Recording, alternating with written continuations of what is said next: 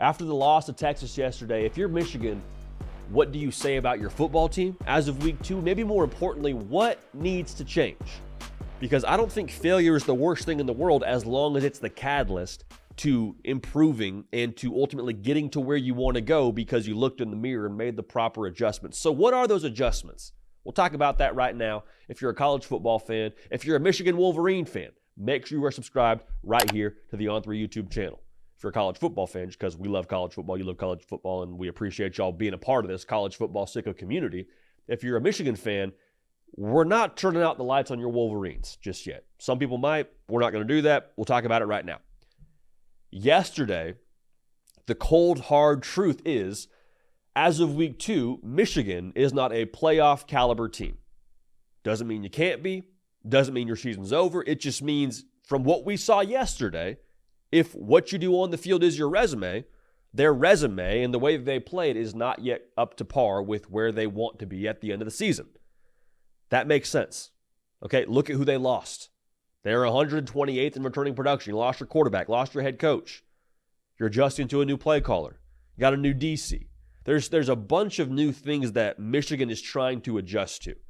But I think you do have to look in the mirror, as we just mentioned, and kind of just come to terms with a couple of things. Offensively, you have to have an identity. And listen, run, get the ball to Colston Loveland somehow is not an identity. It's not. Last year, the identity was get downhill consistently, have success doing it, and then once they do stack the box, once you do have some shots downfield you can take advantage of, you got some guys in the perimeter that can make you pay, get the ball to them in space, and let's work.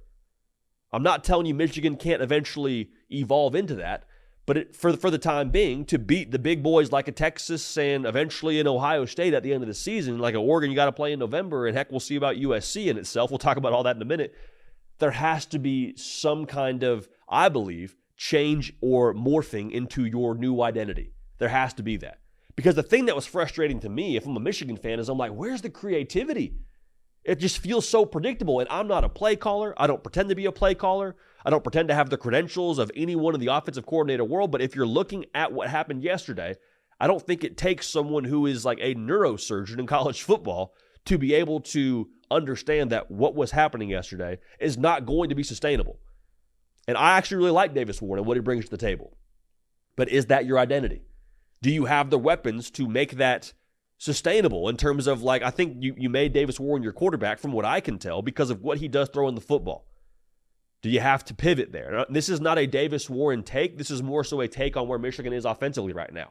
Like, I would love to see Davis Warren stay the quarterback at Michigan personally. I think he brings, like I said, a lot of things that you will need down the line to be successful. You got to have, I think, at some point in time, a vertical passing attack. I think he gives you the best chance to do that. I think Michigan feels like he gives you the best chance to do that. You have a desire to get Colston Loveland the football. So that's why Davis Warren, in another sense, is your guy.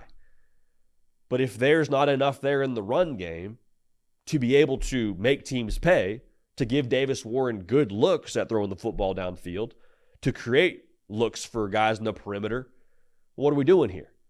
The other part I would say is, where's the creativity? Where's the, like, there was no misdirection. There was no window dressing. It was just like, we're coming downhill at you. And last year, maybe that was good enough. With this year's team, it doesn't look like it's good enough just yet. It might be over the course of time, but right now, that's not who they are.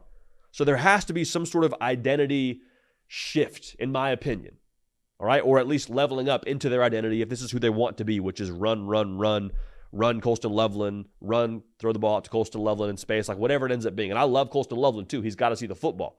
But again, right now, doesn't necessarily seem like the path forward if you want to get back to where you were last year. Now, this is something I want to try and approach with a little bit of a sensitive feel around it. Because like I just said, I'm not calling for Davis Warren to be benched after one bad game against Texas. Like, you could pin that game on a lot of different things yesterday, just so we're on the same page. You're the quarterback, you catch heat, it is what it is. But I do wonder, like, hey, does Alex Orji need to have a little bit more involvement? Because going back to identity, I at least know what the offense is under him. I know we're getting north and south. I know there are some more designed quarterback runs. I know we are running to eventually throw it off of different plays that he has in his packages. I'm not telling you that's the answer. I'm just saying that might be worth a thought. I think the thing that all offensive coordinators that have success do well is they are able to be versatile. They're able to have backup plans. And so we'll see if that ends up being a thing for Alex Orji down the line. But I think it's worth unpacking after what we saw yesterday.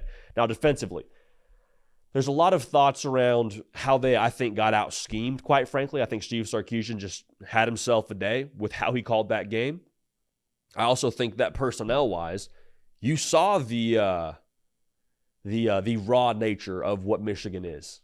Like, there's a lot of guys that are really good on that side of the football, from a Kenneth Grant to a Mason Graham to a Will Johnson. I think Zink Berry's really good. Like, there's a lot of dudes that are going to play for a long time, I believe, whether it be college football or NFL football. But even with that being said, I think they're still growing into themselves.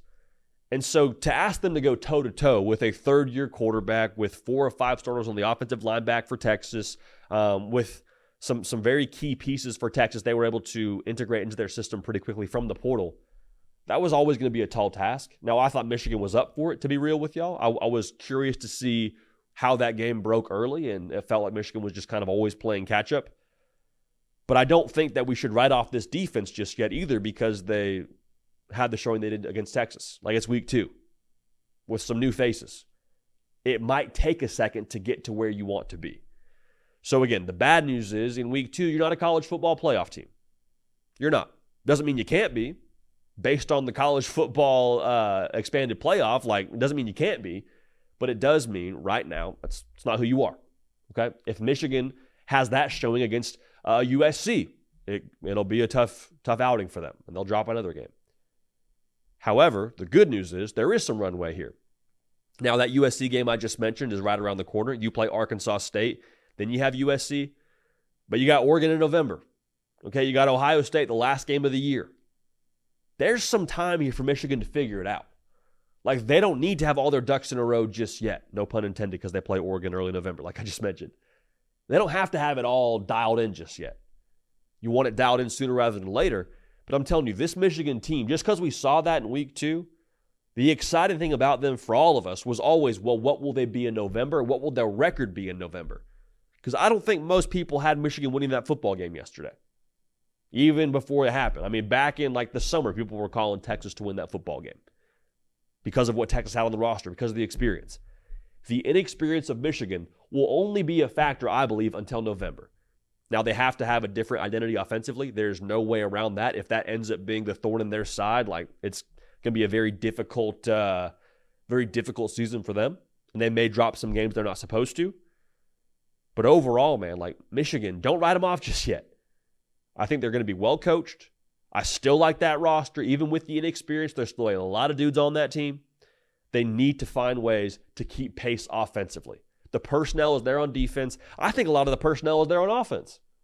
But they need to find ways to be more creative, more versatile, to keep pace with teams that are going to find a way to score points. It's not going to be every week.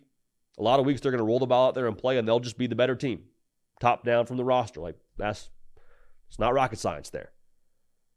But there are some things that have to change.